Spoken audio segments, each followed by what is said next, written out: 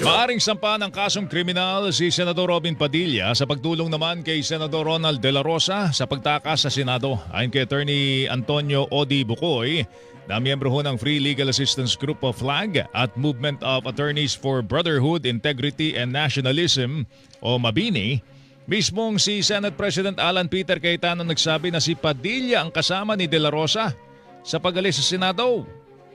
Yes, may pananagutan at kriminal na pananagutan sa ilalim ng Presidential Decree number 1829.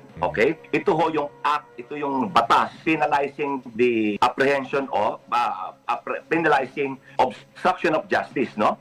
You know, an act of, in violation defining and penalizing yung apprehension of and prosecution of offenders. Anya maaari ring madamay si Senate President Cayetano?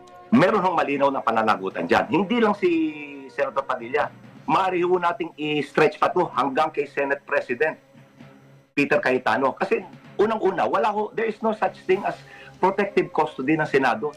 Tinig po ni Attorney Antonio Odi Bucoy, miyembro ho ng Free Legal Assistance Group of FLAG at Movement of Attorneys for Brotherhood, Integrity and Nationalism o MABINI. Sinigunda naman iyan ng isang constitutional law expert, sinabing maituturing na accessory to the crime ang mga tumulong para makatakas ang isang individual na naharap naman sa warrant of arrest. Pwede rin ho, kakasuhan sila dun sa ICC. Anong ikakaso nila sa accessory to the crime? Yan kasi yun pala yung bang isang kriminal tapos tutulungan mong makatakas. Tinig po ng constitutional law expert, Attorney Domingo Cayosa.